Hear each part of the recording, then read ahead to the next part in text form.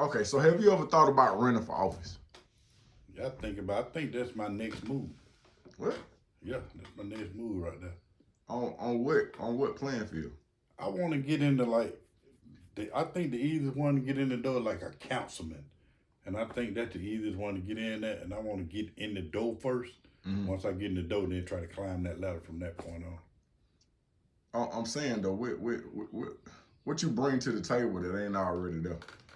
Oh, I got a lot to bring to the table because ain't nothing really there. Ain't nothing there. Like I learned a long time, the only way to beat somebody at a game is play the game with them. And the politicians, they the game players. They run the chessboard. They run all this stuff because they make the law, they make the rules. You can't beat nobody to make the rules. You can't beat them. Why do you think that our people we're stronger complainers than we are real jesters? Like here, you're saying that you thinking about running for office, and I've heard you say this for over 10 years now. Like literally say this.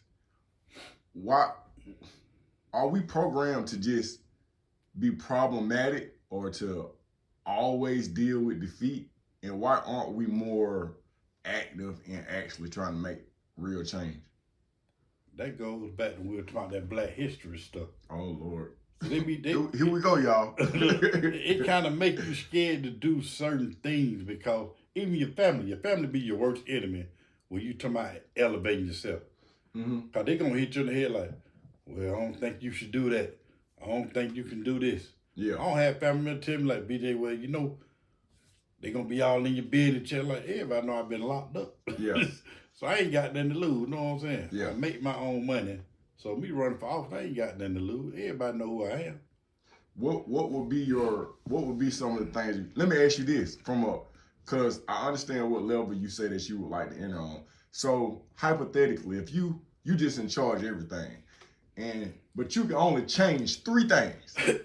You can only change three things, but you can change them efficiently, effectively, and completely without resolve, without interacting with anybody else. What would those three things be as of today? Number one. Oh, you already got a list. Number one would be. You didn't get that no thought, bro. The pay of public servants. What you mean? I would say I'm a truck driver myself. Okay. So I'm gonna say me first. Truck drivers. Okay. Teachers. Okay. Police and fire department. They should be the highest paid profession, period, hands down. Why? The world would not move without either one of them. The world would not move without either one of those. You wouldn't have no president or no politician without a teacher educating them. Those are facts. I think teachers should definitely be paid more. Exactly. They don't never get paid enough, bro. Police. I don't care. You can say racist cop, racist this, racist that. When they send them on that call, he still got to come in that down house. When your boyfriend don't hit you in your head or somebody shooting at the school, they still got to go make that call. When your house on fire, the fire department can't sit out there and yell, no, we ain't going in the house because they black, because they Mexican. They can't do that. They still got to do their job regardless. And truck driver, you can't eat, you can't get nothing out the store without me delivering it. Okay, so I got two questions now, because I've been doing the research on it. I don't know if it's real or not, but they're saying that in a minute, bro, they're gonna try to get rid of them CDL drivers and try to make those 18-wheelers like the Tesla trucks. They already got them out there. They got self-driving trucks already out there. 18-wheelers? Yeah. That's scary. It ain't really scary because they still got a driver in there. Yeah. The truck basically drives itself on the highway. Okay. But once they get off the highway, then you have to physically have to get it to where it's going then. Yeah. Yeah, but they ride up and down the highway from California all the way to Jacksonville, Florida. I'm saying, but what does that do to the economy because you're going to put people who have a substantial income that's one of the strongest trades that, we as free Americans can go and get. You go get your CDL, not to say you set for life, but you're a tad bit more comfortable than somebody that's working a regular job. No, I ain't gonna say that. Everybody think because you drive a truck you make money. You don't make money because you drive a truck. I don't know no broke people that drive trucks. No, you ain't never heard nobody tell you they broke that drive truck. Hey man, But I know for a fact. you all one of the them first people I know that was a real CDL driver. And when you told me this, again, I hate to keep saying it, but I pulled up to your house and you had a swimming pool. Not a neighborhood swimming pool that you got to be a part of. You had a swimming pool in your yard. And your yard was bigger than my last 2 yards. And it was an RV. And it was a truck. And it was a Cadillac. And I know you ain't out here dropping mixtapes and a selling dog. So there's the I don't know no broke truck driver, bro. I don't. No, CDL, man, it's just like a degree. Mm-hmm. You can get it and have an associate, but you still got to go and get them double masters and a PhD. You got to go up the ladder to make money with it. Yeah. A regular CDL ain't no money in that. You talking about $600-$700 bring home a week, but you've been on the road 4 and 5 weeks at a time. Yeah. Because after your health insurance, 401, all that come out of you ain't really making no money. So like being in trucking, the biggest thing with that, protect your license. I protect my license just like committing a crime. Yeah. When I'm off work, when I'm in the car, whoever I'm with, I prefer them to drive to keep me from getting a speeding ticket. For any type of traffic violation, I want to be in the passenger side of that car. Right. Because I drive trucks for a living. Okay. So to go back to one of my initial questions, why do you think that the income of police officers, truck drivers, and fire people are overlooked? Like these ain't the people that's saving our lives day to day. Why is it overlooked? Yeah. Or why are they underpaid? Like a fireman should not be having to live check to check. That should not be an issue. No. In my mind, I think that anybody that is serving some type of service to the community, putting their life on the line, like daily, for real, money should not be an issue for them. Exactly. They're like, money rule the nation. Money rule everything, basically. Mm-hmm. And you have a whole different thought process when you're making a certain amount of money. Right. As a police officer, instead of me running all the way to danger, I always want to get in trouble, get in conflict with somebody, I'm thinking about my pension. Right. And what I'm making, so I ain't finna jeopardize my job because of no couple of knuckleheads. But when you ain't being paid correctly, because like, how can you get paid correctly anyway with somebody shooting at you every day? When you got to go in that time, I don't even see you couldn't even give me no price tag on that type of job. But it's got to be done. It's got to be done. How do you feel about the church? Oh, God. I ain't even finished the question.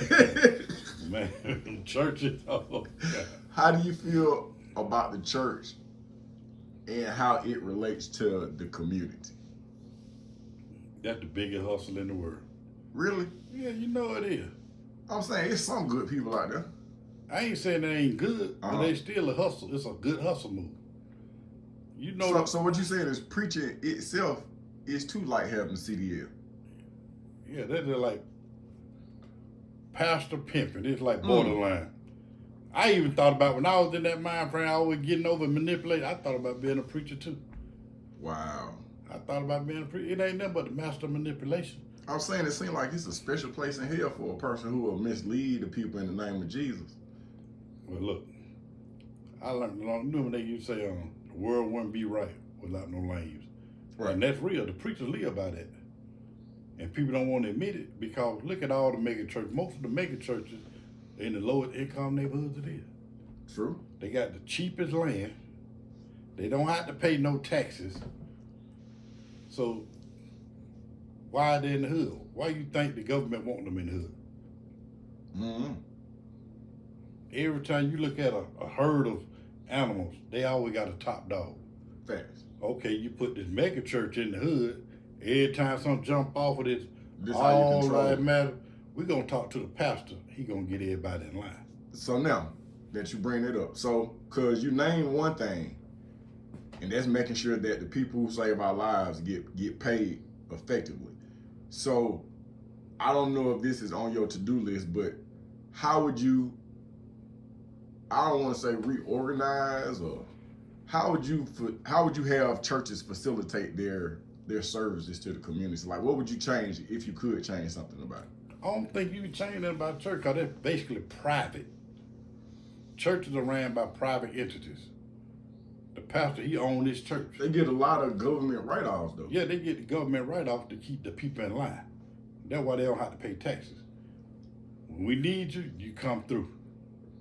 You get what I'm saying? Yeah. When we need you, you come through. Okay, so now I'm asking you, if you was in charge of all this, what would you do to the church to make it more effective? What would I do to make it more effective?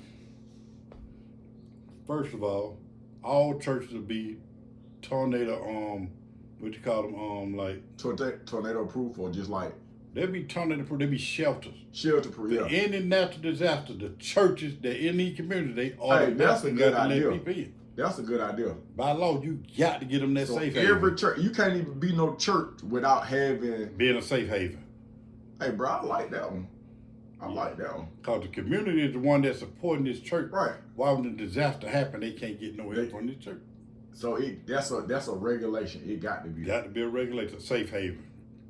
How would you, totally separate or connected, what would you do about the homeless epidemic? The homeless epidemic. How would I fix that? Yeah, let's see, like homeless epidemic. Now that'll be a good one because in America, I don't think nobody should be homeless anyway. Okay. But then some people want to be homeless because it's cheaper. See the way the economy is now. I know some people that do live up on the bridge and in a tent and got a regular job. Yeah. I done ran into some. Yeah, it actually people doing that as a way to save money. Yeah. So that's kind of a hard one, but I can say about homeless vets, I think that's crazy, bro. It's beyond crazy. That's wild. I don't understand. Yeah, that's beyond crazy. Especially when you got all the immigrant situation. Right. You got hotels to put these people in, but you ain't got hotels to put these homeless vets in. Make it make sense. It don't. Make it make sense. See, the whole political thing out here is messed up. But it can be fixed, but they don't want it fixed. Don't nobody want to fix the political realm. Why? Because that's how they eat. And if it ain't no money in the cure. Yeah. The money is in diagnosing the problem and fixing it. Exactly, yeah. So they gonna keep it the way they got it as long as we don't say nothing. Because it's an easy fix to fix the whole world, the United States, the easy fix. Yeah. Okay. If you could affect the education system, the public education system, what would you do? Public education. First of all, the first thing would go, anything that you don't need in life to survive, it will not be taught in school. I feel when you start doing your hair like that, I feel like it's about to be a Trump executive order type shit. Why are we teaching things they don't need? That's like what, for example, bro? How you get kept back for failing PE? Be serious. How you get I feel like give me a whole minute to come, bro. How you get you had a personal experience with that. You know somebody that they got in trouble with that. No, this thing they got geometry. I'm a truck driver. What I'm gonna do with geometry? But geometry could be like basic math, you know. Man, when you go anywhere in life, all you gotta do is know adding and subtracting and multiplication. That's how you count your money and pay your bill. You ain't never got no draw the power bill you had to sit down and do no algebra with. Not one. No trigonometry with. You ain't never had to do none of this stuff. So why is it on there? So you saying a lot of stuff that we learn from K through 12 is unnecessary? It's very unnecessary, but that's how they keep you stuck on stupid. They making sure they get the right education where they need to be. Yeah. But they teaching us the total opposite. So let me ask you this, and I think I already know the answer. You in charge of the education system? Are we keeping Black history, or are we doing what? We're not teaching no Black history. No Black history whatsoever. Bruh, none. None, period. None. So we ain't celebrating Black History Month at the school? No. So we just ignoring that? We ignoring all that. But why? Why not? The thing is, why you celebrating a month? You live 365 days a year, you celebrate 1 month. So I'll give you the history behind it. Carter G. Woodson in, I want to say, the 1950s. I don't care about you breathing and folding your arms like that. That's some bullshit to your dog, bro. I'm listening. Nah, but look how you set your head back like that. Like, come on with the bullshit. Yeah, for real. Carter G. Woodson came up with Black History Week.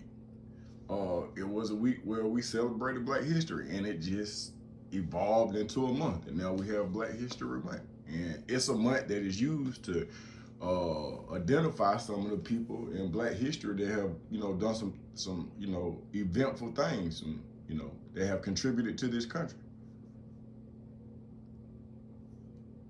What's the point? When you paying your bills, you got Xfinity, Comcast. I got AT&T. Okay, can you call AT&T right now and tell them you ain't got their money, but Booker T. Washington made the peanut, and you think they gonna give you a pass on your bill? So that stuff is not no reason to know it. There's no reason to know about it. Because me knowing who made a peanut or who made a potato chip, it don't pay bills. But it could help you evolve as an individual and walking your way through life. Like, if you understand that somebody that looked like you was a creator and was an inventor, it might inspire you to be a creator and an inventor. You can tell me that all day, who invented it, but you don't have to teach it in school. You ain't got to teach that in school. So if they teaching who made the iPhone, are they teaching that in school? Is Bill Gates in the history book? I don't know. It's been a minute since I didn't really. Cause don't nobody really care about none of that long as they getting paid. I would say, and I hate to say it, my own people waiting alone for this right here all day. A pat on the back. Pat on the back. That's all they wait. They waiting on that. And they using that as an excuse. And people try to say that I'm more harder on my race, and I get it. But you think I went to prison? First, I grew up with a drug abuse mom. Okay. From age 8 all the way to 45. I went through that. Then I went to prison at 16. Got out at 27. I don't have every 6-figure job you can name.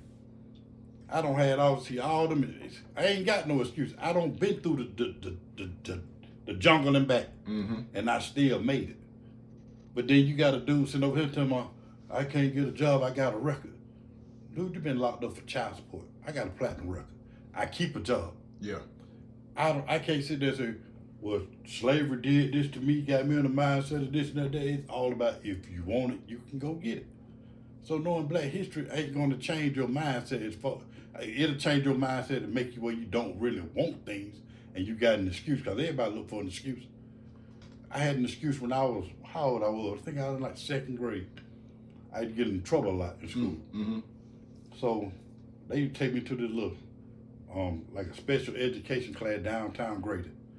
And the teacher used to talk to me with a hand puppet. Hey, Bobby. Like, hey, Bobby, how you doing? My name Matilda. She used to talk to me with a puppet. Cause I used to fight all the time. I've been fighting since kindergarten. Yeah. And she would ask me with the puppet, do you miss your dad? Yeah. And I'm just looking at, do you miss your dad? Is that why you stay in trouble? Yeah. That light bulb said, boom. That's it, bitch. You got it. As soon as she said that, it was over.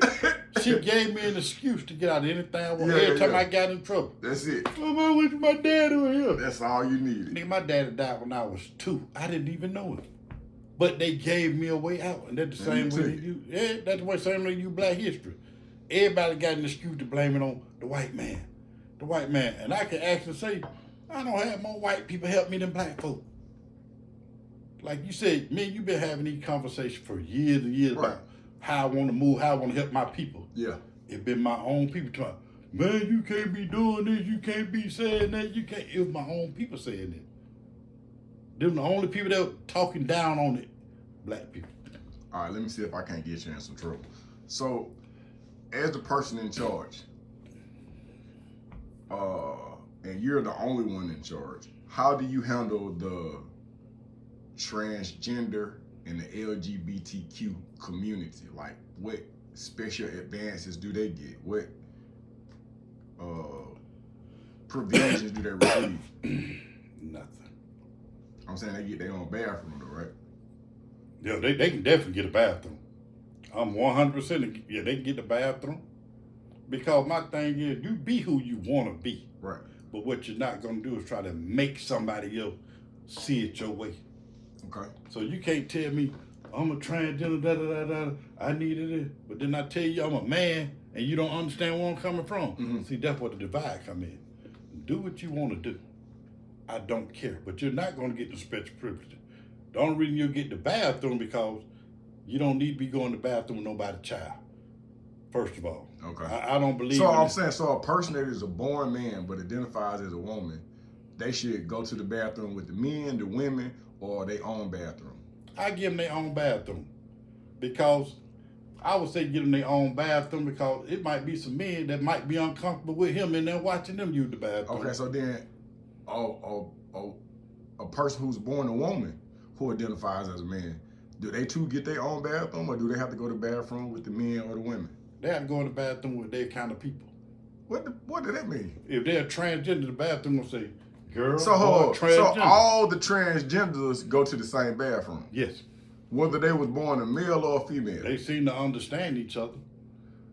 They seem to say they have rights.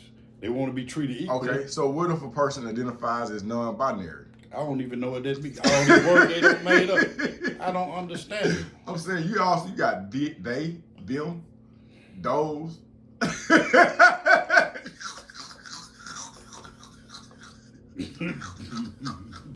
Man, hey.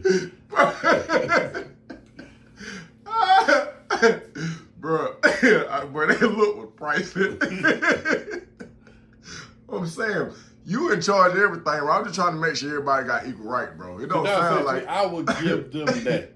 What you mean give them what? I would give them their bathroom because the simple fact, that'll cause chaos if you don't get in the bathroom, first of all. Okay. But changing law where you can play sports and all, no, that ain't finna happen. I give you a bathroom and I'll make it, but the rules gonna apply to you just like they apply to everybody else. Okay, so let me ask you this. So President, I want to bring it up, but he signed one of those executive orders, and he said it ain't nothing but males and females. That's all it is now. He ain't acknowledging nothing else. See, that's how it's supposed to be. See, I have family that's in that community. Right. So by me having love for my cousin, some things I'm gonna have to lean back on. Just like say if that was my child, I would have to be in. Yeah. You're gonna have to be in somewhere, but somebody that don't know somebody in that situation, they ain't gonna know how to handle that situation. But I'm not finna just tell them like throw my cousin up on the bus cause my cousin ride, I'ma ride. Okay. That's how we doing it. Yeah. So some things you're gonna have to bend on. But like I said, me and my cousin, we every time we talk, we're going back and forth. We don't agree on a lot of things. But out of family, we respect and love each other. I don't believe in gay and all that stuff. I ain't in all that stuff, but I respect my cousin, you know what I'm saying? Yeah. So that's all it boiled down to the respect level. Okay. Sideways question. What would you say to all the black women that put their money and their effort into seeing Kamala get into office, and now they got to deal with Trump? If you want to hear the answer to this question, wait for the next video.